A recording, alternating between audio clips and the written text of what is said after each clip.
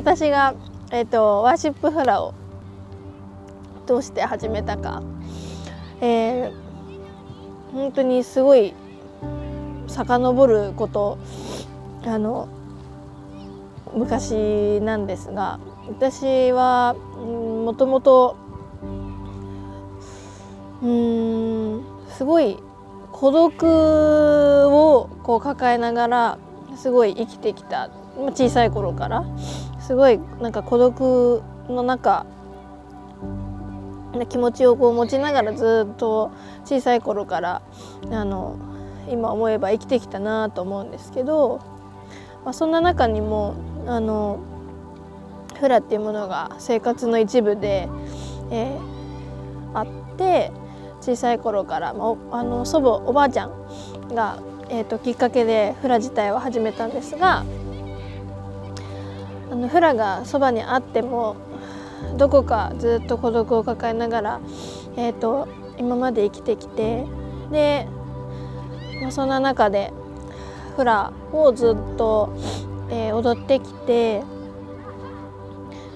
恵まれたことにすごくそのフラでいろんな経験をすることが、できて、今の、プアナフルハラウナマモプアナフルに入ってから私がソロで、大会に出場するっていう機会を与えてもらえて、でまたそこでメリーモナークに出場するっていう、日本を代表してメリーモナークに出場するっていう機会を与えてもらえて、でそのメリーモナークのトレーニングでハワイに行った時に、その自分の孤独さっていう、その自分のパーソナリティの中に持ってるその孤独な部分っていうのがものすごいダイレクトに向き合わなきゃいけない時間っていうのがあって、自分がどれだけ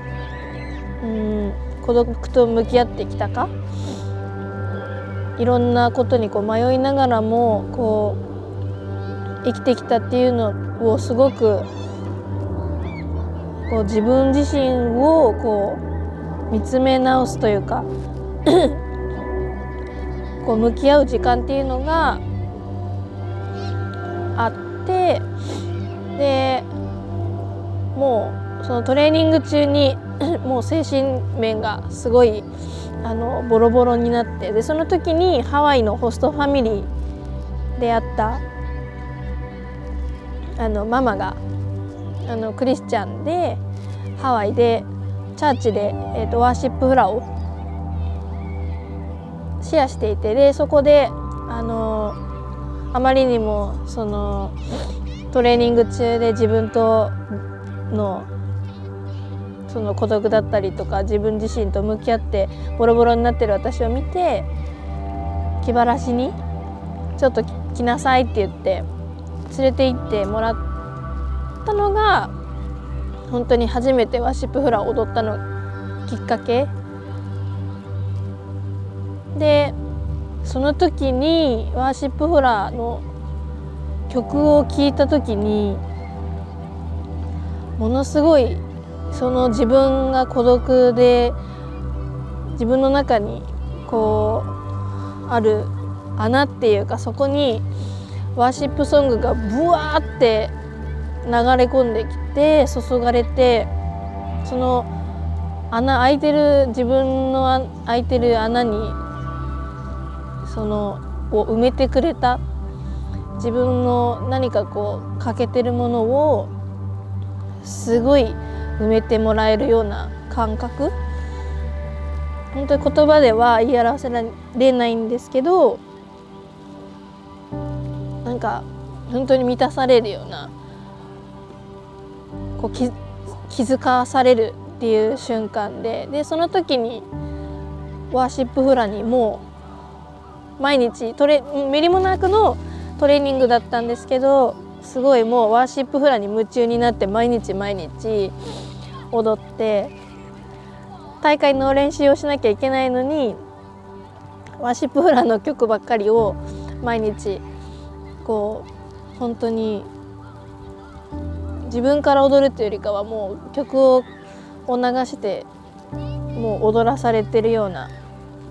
そんな本当に出会いで、そのワーシップフラが実は自分が小さい頃からフラ自体がずっとそばにあって、孤独の中でも常にそばにあったっていうのにも気づかされて、フラの見方が変わったって、すごいその時にフラへの感覚っていうのがものすごく変わって、そこからワーシップフラを踊りながらその孤独を埋めながら自分を大切にするっていうことをすごく、できるようになってきて、で少しそのメリーモナクに出場してから月日が経ってから、それもまたすごいタイミングだったけれど、ワーシップフラ、自分が体験したこの孤独だったりとかフラに対する思いっていうものだったりとか、そういうものを私の思ってるものを通してこう日本でより多くの人にシェアしたりしてもらうことができたらいいなって、常に日頃思っていたんですが、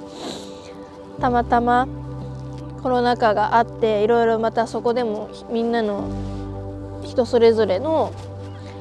生き方のスタンスが変わって、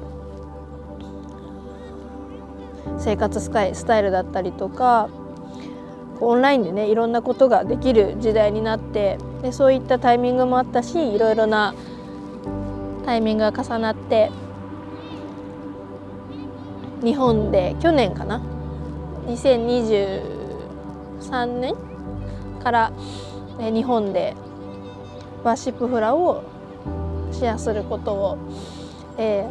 決めて、今ちょうど1年半年ぐらいかな経ちます。で今年の3月かな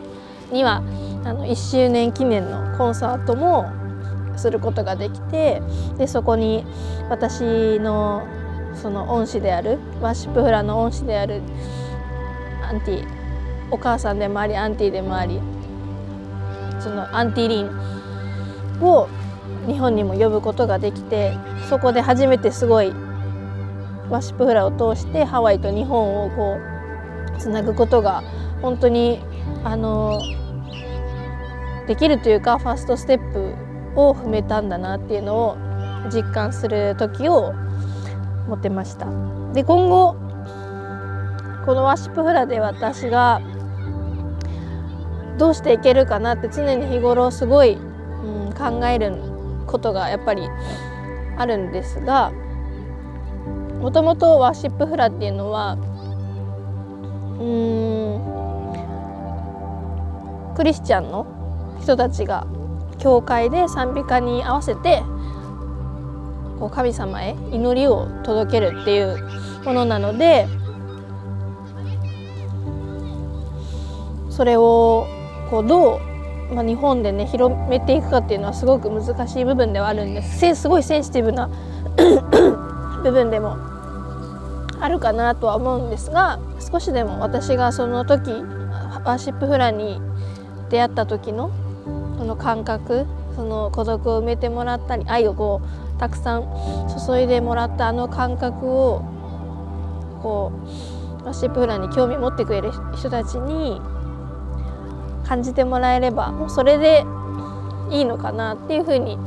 思ってます。で今後でもやっていきたいことはみんなと一緒にハワイに行って、ハワイで私がどうやってこうワーシップフラに出会ったその場所だったりとか、向こうのハワイでワーシップフラを踊ってるメンバーと一緒に交流できたらいいなっていうふうに思ってます。ワーシップフラとはこう何かっていう部分がおそらくフラをこう日本で踊ってる人たちからするとすごく疑問な部分なのかなと思うんですが、私もそこまでこう言葉にして多くをそこまでこう語るつもりもそこまではないんですけど、ワーシップフラはもともとそのハワイの人たち、ハワイのクリスチャンの人たちが教会で、ワーシップソング、賛美歌だったりとかに合わせてこう神様へ祈りをこう捧げる、掲げるっていうものでした。古くはそうでした。で今はもっとこうポップに、なってきて、また宗派が増えたりして、もう少しこうなんだろうな、そのクリスチャンの人たちだけってよりかはもう少し外に出てきて、こう曲も賛美歌してないちょっとポップな曲に合わせてこう踊りながら神様にこう祈りを捧げるっていうスタイルにも変化はしてきてるんですが、やっぱりどうしてもハワイでも日本でもそのやっぱり宗教っていうものへの人の考え方っていうのはやっぱりそれぞれあるので、ハワイでももちろんそのワーシップフラをこう受け入れてないクムフラだったりとかもいて、日本でももちろんやっぱりクリスチャン、その宗教っていうもの自体に抵抗がある先生だったりもいるので、そのワーシップフラに対していろんなこう思いを抱いている人がたくさんいるのをすごく理解した上で、このワーシップフラをこうシェアしようっていうのは決めたんですが、ちょっとこう普通のフラダンスフラとは違って目的がすごくはっきりしているというか、ハワイアンのフラはクムフラがいて、でしっかりそのハワイの伝統教えっていうのをこうクムフラからクリアなしっかり責任を持って私たちが受け継いで、そのクムのスタイルをこうつないでいくっていうのが、ハワイのフラのスタイルなんですが、ワーシップフラは本当に神様に祈るフラで、どれだけいかに自分とその神様、自分とフラがどれだけつながれるかっていうものになるので、少し目的がそのハワイアンフラとは目的が違うっていうのだけははっきり言えるかなと思います。もちろんハワイのフラもご先祖様だったりとか、ハワイのね神様、ハワイの島々に住む神様に対して祈りをちゃんとしたりメリをしたりお祈りを折りをしたりっていうのはあるんですが、もう少しそのクリスチャンの考え方に沿ったこう神様に対しての、祈るフラになります。でこのワーシップフラを私が踊る日本でシェアをしたいっていうふうに思った時に、もちろん私はプアナフルに、所属しているので、クムたちの、了承というか、クムたちにまずはやっぱりそれを伝えることが先決だと思って、もうそのワーシップフラを教えてくれてるアンティ・リン、私のホストファミリーのハワイのホストファミリーのリンさんがすでに、ハワイでプアナフルにこう在籍しながら、教会でチャーチでワーシップフラを教えているので、シェアしているので相談したりして、自分がどうこうワーシップフラで日本でこうシェアしていけたらいいかっていうのを、相談しました。でクムたちももちろん、クリスチャンであって、その神様を、彼らも信じているので、私がその相談をした時に自分がこういう思いでワーシップフラを日本で、シェアしていきたいんだっていうふうに話した時に、もう有無を言わず、もう本当に神様のご加護が本当に先にあるように、また自分たちも応援してくれているっていうふうに